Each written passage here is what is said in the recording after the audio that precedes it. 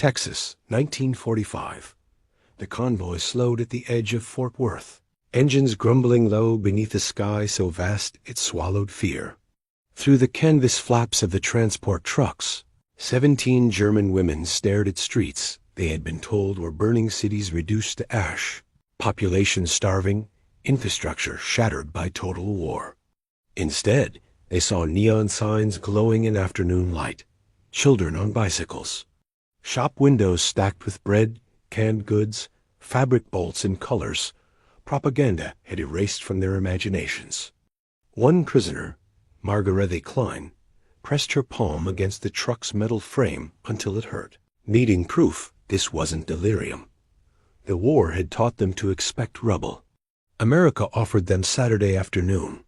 The women had surrendered 3 months earlier in a scene that now felt distant as childhood. Makeshift field hospital near the Rhine, where German nurses and communication specialists waited for Allied forces with white sheets tied to broomsticks, their hands shaking not from fear of capture, but from exhaustion so complete it had become identity.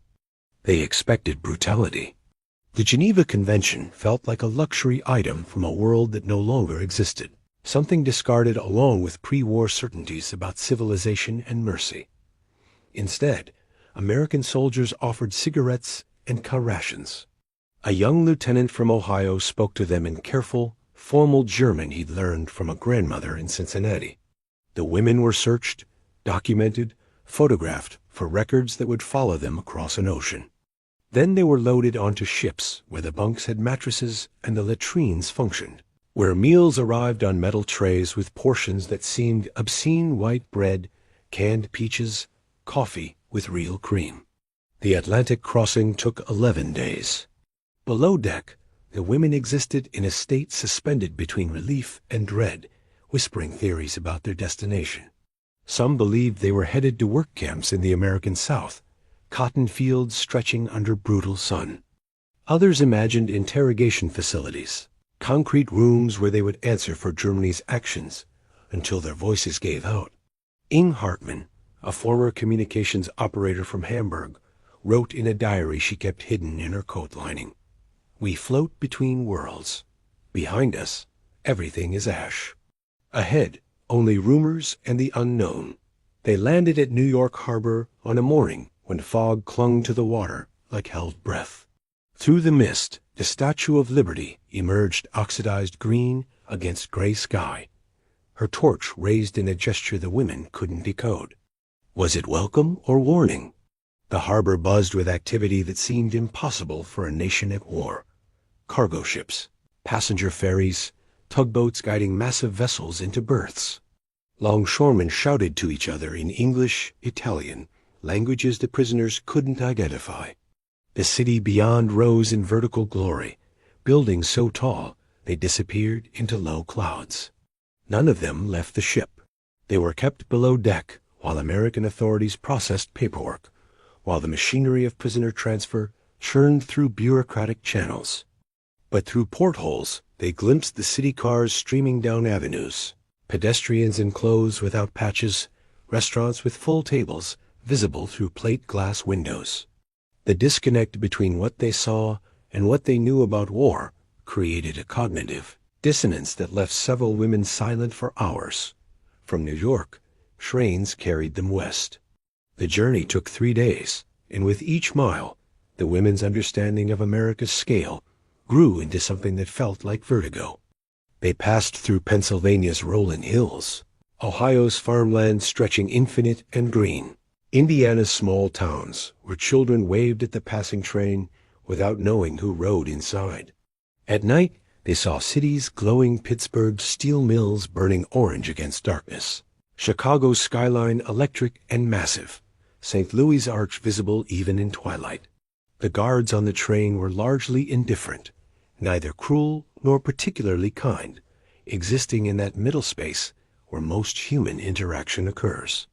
They brought meals to the POW cars, sandwiches, fruit, water, and paper cups. One guard, an older man from Tennessee, played harmonica in the evening, blues melodies that needed no translation.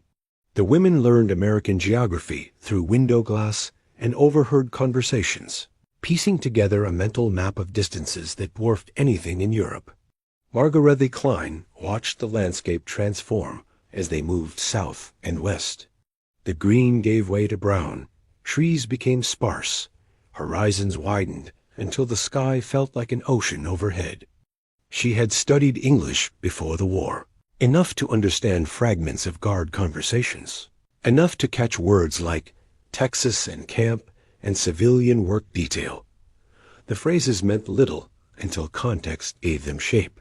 They arrived at Camp Swift outside Austin on a Tuesday evening when heat shimmered off the ground like liquid glass, distorting the camp's buildings into shapes that wavered and reformed. The facility sprawled across former ranchland, wooden barracks arranged in precise rows, guard towers at each corner, wire fences marking boundaries between captivity and the enormous Texas landscape beyond. But even here, abundance shocked them: gardens growing vegetables, a mess hall serving meals that included meat, a recreation area with actual grass. The camp commander, Colonel Robert Hayes, addressed them through an interpreter the next morning. He was a tall man with gray hair and a Missouri accent that softened his words even when delivering regulations. The rules were simple. Work assignments would be fair, medical care available, correspondence permitted within limits, attempts at escape punished but not severely. The women would be assigned to various work programs around Texas agricultural support, hospital assistance, clerical work for military administration. What the colonel didn't mention, what none of them expected, was that some assignments would take them into civilian spaces, into the ordinary American life that existed parallel to, but seemingly untouched by the war consuming the world. Lisa Werner was assigned to a hospital in Fort Worth 3 weeks after arrival. She had been a nurse in Germany, trained at a Berlin hospital that no longer existed, and her skills made her valuable enough to be placed in semi-civilian work. The first morning, a guard drove her and 3 other prisoners into the city in an unmarked vehicle, stopping at the hospital's service entrance, where they would enter unseen by most patients and staff. But the drive itself became the education. Fort Worth streets bustled with life that seemed impossible to reconcile with global conflict. Women in summer dresses walked downtown sidewalks, their heels clicking on pavement, their faces absent of the hollowed exhaustion that marked every German civilian Lisa had seen in the war's final months. Men in suits carried briefcases, stopping at corner cafes where signs advertised coffee and donuts for 15 cents. Children ran through a park where grass grew thick and green despite the Texas heat. The shops overwhelmed her. Through the car window, she saw store displays filled with goods, radios, typewriters, clothing, household items, toys. A grocery store's window showcased pyramids of canned vegetables, stacked cans of condensed milk, boxes of crackers, jars of preserves. The abundance wasn't just surprising. It was disorienting, creating a vertigo that made her grip the car door until her knuckles whitened. Inside the hospital, American nurses treated the German prisoners with careful professionalism, not warmth, but not cruelty either. They were shown supply rooms stocked with gauze, antiseptics, pain medication in quantities Lisa hadn't seen since before the war. The wards held wounded servicemen returned from overseas, men with legs in casts, arms in slings, bandaged heads. Some stared at the German women with hostility that was understandable and expected. Others seemed too tired to care about nationality or allegiance. Lisa worked at a post-surgical recovery ward, changing bandages, checking vitals, assisting with meals for patients too weak to feed themselves. The work was familiar, grounding, a return to the identity she'd held before borders collapsed and cities burned. During breaks, she sat in a staff room where American nurses discussed weekend plans, movie dates, grocery shopping, conversations so mundane they felt revolutionary. One afternoon, a senior nurse named Dorothy brought coffee to the staff room and set a cup in front of Lisa without comment. The gesture wasn't friendship exactly, but it wasn't hostility either, just one medical professional acknowledging another. Lisa wrapped both hands around the warm cup and felt tears threaten for reasons she couldn't articulate. The weekend brought different assignments. Some prisoners worked on farms outside the city, helping with harvests that Texas's depleted male workforce couldn't handle alone. Others were assigned to laundry facilities, food processing plants, clerical offices. The work was hard, but not cruel, compensated with small wages deposited into accounts they couldn't access, but that theoretically existed, numbers accumulating against a future that remained impossible to imagine. Ing Hartman found herself assigned to a clerical position at a military supply depot on Fort Worth's outskirts. Her English was stronger than most prisoners, her handwriting neat enough for record keeping, her demeanor compliant enough to be trusted with unsupervised work. Each morning, the same guard drove her to the depot, and each morning they passed through downtown Fort Worth during the city's waking hours. The routine became an education in American civilian life. She watched patterns emerge, the rush of workers heading to offices and factories, the opening of shops at 9, the lunch crowds filling downtown restaurants at noon, the gradual emptying as evening approached. She saw movie theaters advertising films with titles like Spellbound and The Clock, their marquees bright even in daylight. She passed a department store whose window display featured mannequins in elegant dresses, posed in a mock living room with furniture that looked soft and new. One morning in late spring, the guard, a middle-aged man from Oklahoma named Bill, stopped at a traffic light next to a school playground. Children played during recess, their shouts carrying through the car's open window. Girls jumped rope, boys played baseball, a teacher supervised from the shade. The scene was so ordinary, it felt subversive, a glimpse of childhood untouched by air raids, evacuations, the constant mathematics of survival that had defined German children's lives for years. Bill noticed her staring. "Kids," he said, not unkindly. "They don't know much about the war. Too young, mostly. Too far away." Ing nodded, unable to form words around the lump in her throat. In Germany, children hid in bunkers. Here they played baseball. The work at the depot involved cataloging supplies, engine parts, uniform components, medical equipment, food rations. The numbers were staggering, representing a logistical capacity that explained in concrete terms how America was winning the war. But what struck Ing more than the military supplies were the small human details. Workers taking cigarette breaks, secretaries discussing recipes, a bulletin board covered with photographs of employees' children and pets, and weekend activities. During lunch breaks, she ate in a staff cafeteria where civilian workers mixed with military personnel in a casual integration that would have been impossible in German facilities. The food was simple but plentiful sandwiches, soup, coffee, sometimes pie. She sat alone at first, marking her status as prisoner and enemy, but eventually, one of the civilian clerks, an older woman named Marie, began sitting nearby, offering small talk about weather and work that required minimal response, but established a fragile thread of human connection.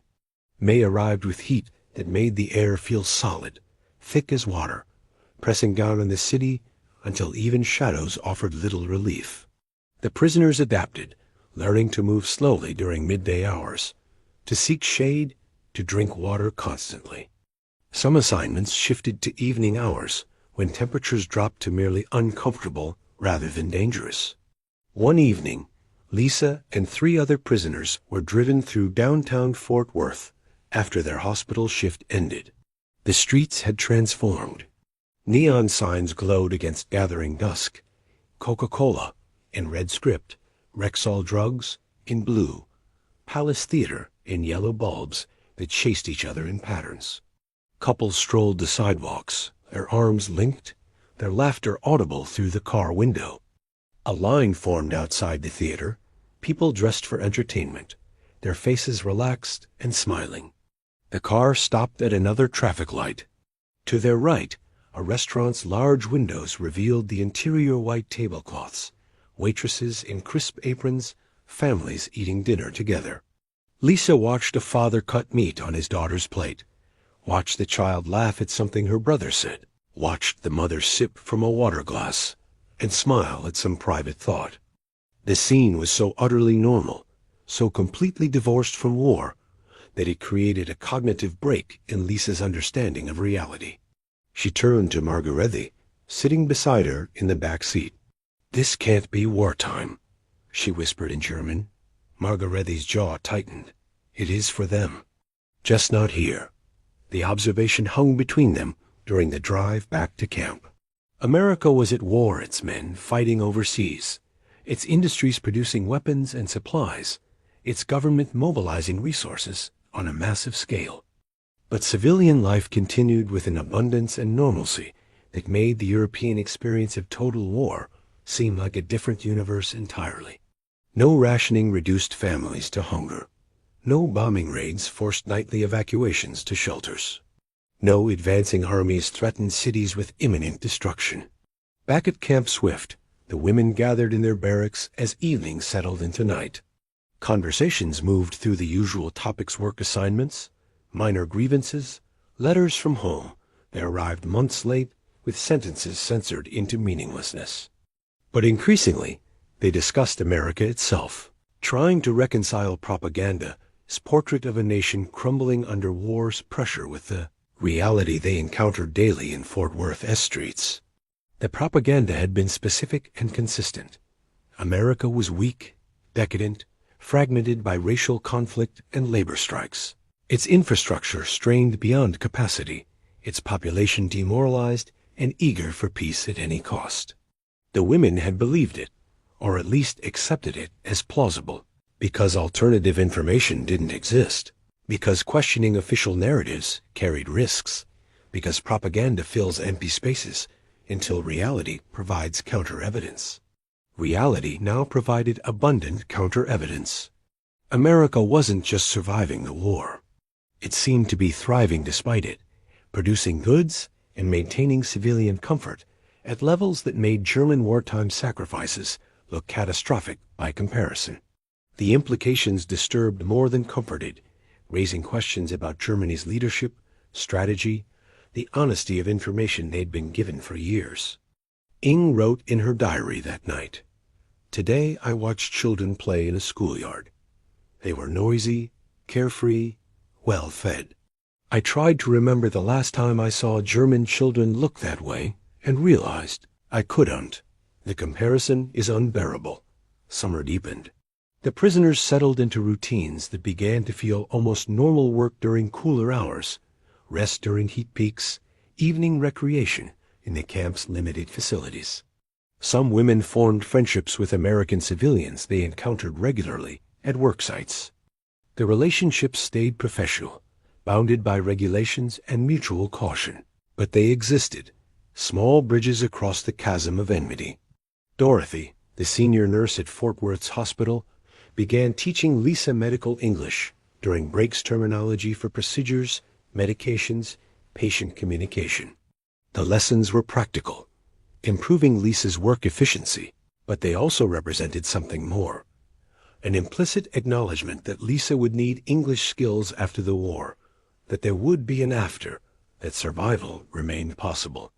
One afternoon, Dorothy brought photographs to the staff room, her husband in Navy uniform, her 2 sons in their school pictures.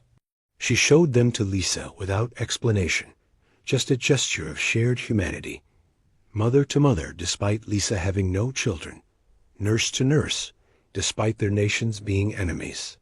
Lisa looked at the photographs carefully, noting the boys' smiles, the husband's steady gaze, the ordinary American family that existed in the background of global catastrophe. "They're beautiful," Lisa said in careful English. Dorothy nodded, tucking the photographs back into her purse. "I worry," she admitted. "Every day I worry." The confession created a crack in the wall between them. Fear was universal. Love transcended nationality. The war had made them enemies by geography and politics. But underneath, the same anxieties lived, wanting people safe, wanting the violence to end, wanting return to normal life that felt increasingly distant and abstract. In June, something shifted. News reached the camp that Germany had surrendered, that the European war had ended, that the regime they'd served had collapsed into rubble and recrimination. The women received the information in stunned silence, gathering in the mess hall where the camp's chaplain delivered the announcement with appropriate solemnity.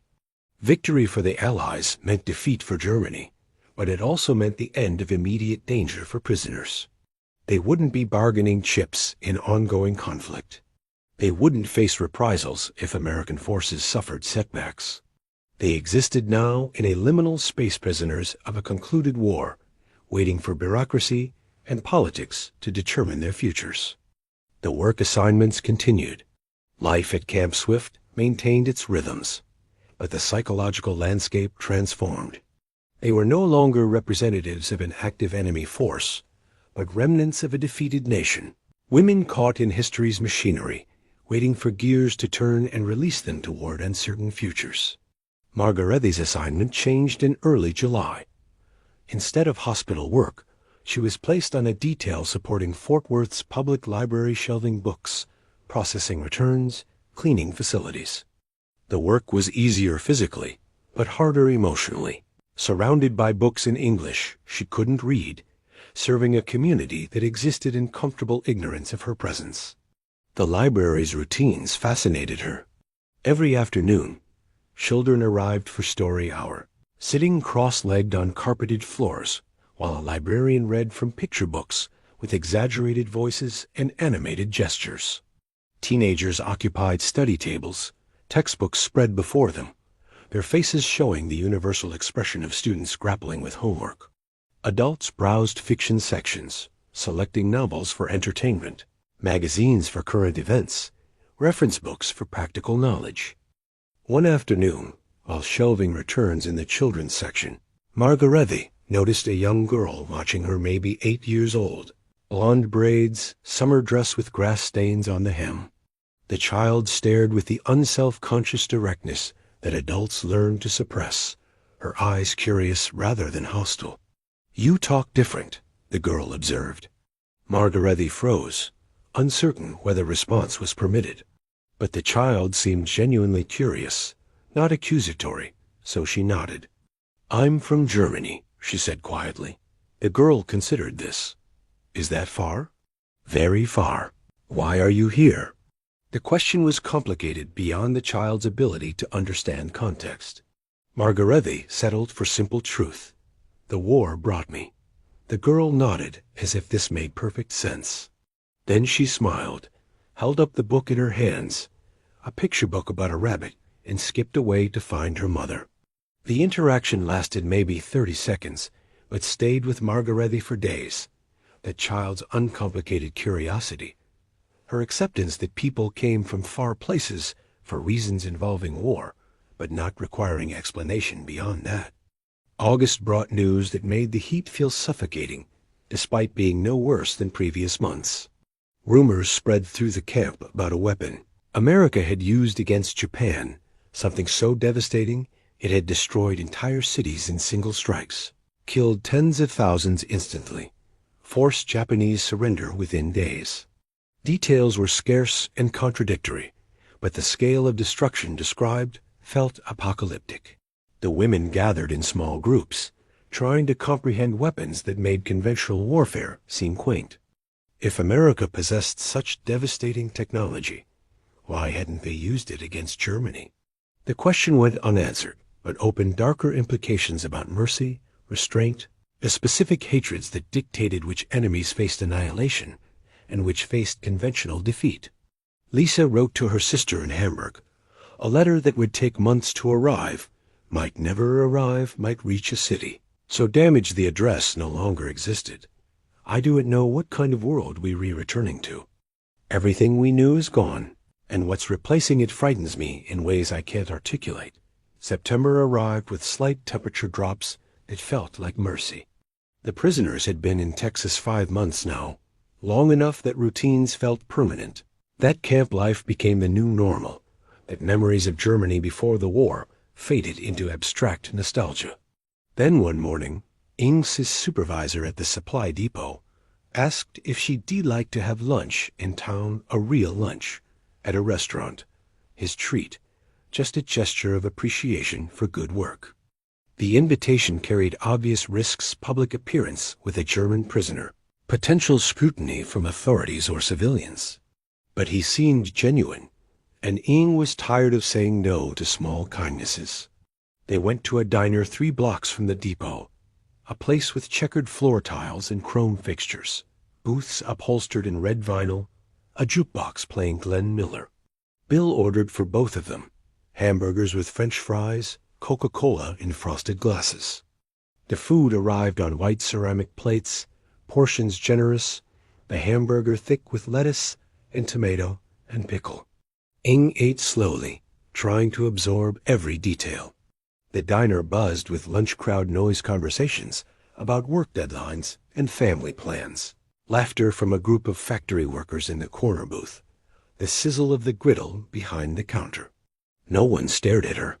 No one seemed to notice or care that a German prisoner sat eating an American hamburger in an American diner while an American war continued in the Pacific. Bill talked about his family, wife, 2 daughters, a son serving in the Navy somewhere in the Pacific. He showed photographs from his wallet, the same gesture Dorothy had made months earlier, that offering of ordinary life as bridge across impossible divides. "Your English is real good," he said between bites. "I practice," Ing replied. "Every day. I practice." He nodded approvingly. "That'll help you after. When you go home, I mean. Home." The word created vertigo. Ing hadn't allowed herself to think seriously about return, about Germany after defeat, about rebuilding from rubble, both literal and psychological. The future felt too enormous to contemplate, too uncertain to plan for, too dependent on factors beyond her control. The check arrived. Bill paid without ceremony, left a tip on the table, and they drove back to the depot in companionable silence. The lunch meant something Ing couldn't name, yet not quite friendship, but more than professional courtesy. A small act of human decency in a world that had specialized in human cruelty. A moment of normalcy in circumstances designed to prevent exactly that. October brought news that processing for repatriation would begin: interviews, paperwork, medical examinations, the bureaucratic machinery grinding toward eventual return.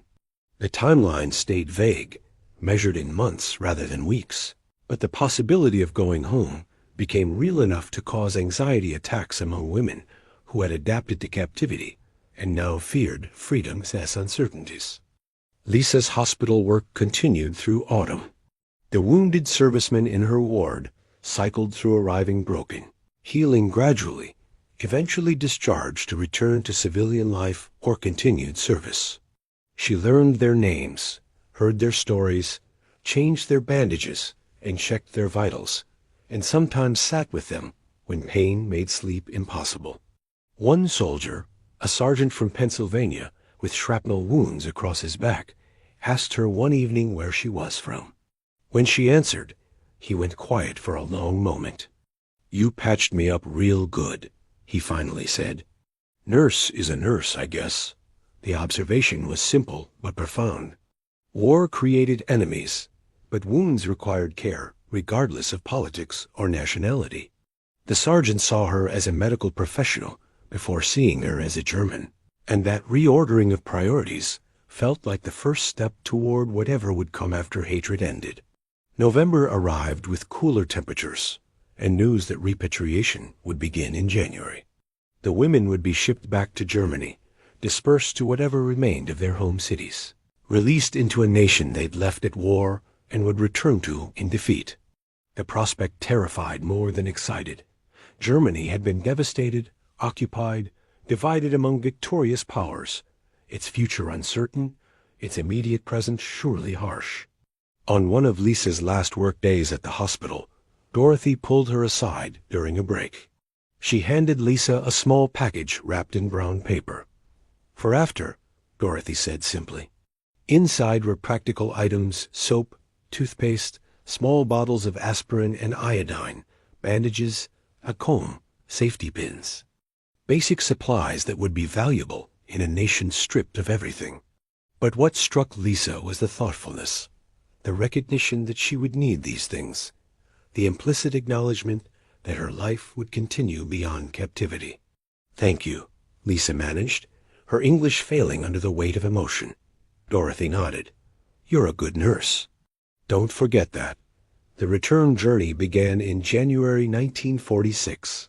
The women were processed out of Camp Swift, loaded onto trains that reversed their earlier route west to east, Texas to New York, watching America pass by the windows one final time. The landscape had become familiar now, its scale and abundance no longer shocking, but normalized, integrated into their understanding of the world. At New York Harbor, they boarded a troop transport heading back across the Atlantic. The ship was crowded with returning prisoners' men mostly, soldiers captured at different battles, held in different camps, all heading toward the same uncertain homecoming. They sailed in early February, the ocean rough and gray, the ship rolling through swells that made everyone queasy. During the crossing, Ing stood on deck one evening, watching the sunset paint the water in shades of orange and purple. She thought about Fort Worth's streets, the children playing baseball, the neon signs glowing at dusk, the diner with its checkered floor and chrome fixtures. She thought about Bill's kindness, Dorothy's gift, the sergeant who'd called her a good nurse. The propaganda had taught her to hate America, to see it as weak and decadent, an enemy deserving destruction. Instead, she'd found abundance and normalcy, small kindnesses in ordinary people worried about the same things that worried everyone: family safety, work responsibilities, the desire for peace, and return to regular life. None of it erased Germany's actions or absolved its leadership, but it complicated the narrative, added human dimension to enemy status, revealed that beneath political enmity lived universal human concerns. They landed at Hamburg in late February. The city was unrecognizable, entire neighborhoods reduced to rubble, buildings standing as burnt skeletons, streets choked with debris. People moved through the destruction like ghosts, their faces hollow with hunger and exhaustion, their clothes patched beyond utility. The contrast with Fort Worth was so extreme, it felt hallucinatory. Lisa stood on the dock, her small package from Dorothy clutched to her chest, and tried to reconcile the two realities: American abundance and German devastation, enemy streets intact while home cities burned, children playing baseball while German children searched rubble for anything salvageable. She would rebuild. They all would. Germany would recover, eventually, through decades of work and change, and reckoning with what had been done in its name. But Lisa would carry Fort Worth with her always, not as betrayal of her homeland, but as evidence that different futures were possible, that enemies could be human, that small kindnesses survived even in circumstances designed to extinguish them. Years later, when Germany's recovery had progressed enough to allow reflection, when the immediate struggle for survival eased into something resembling normal life, Lisa would try to explain to her nieces what those months in Texas had meant. She would struggle with words, unable to capture the vertigo of seeing enemy streets intact, and thriving the cognitive dissonance of American abundance during wartime, the small human gestures that defeated propaganda more effectively than any weapon. "This can't be wartime," she told Margarete that evening in Fort Worth, watching families eat dinner through restaurant windows. But it was. Just not there. Not in those streets.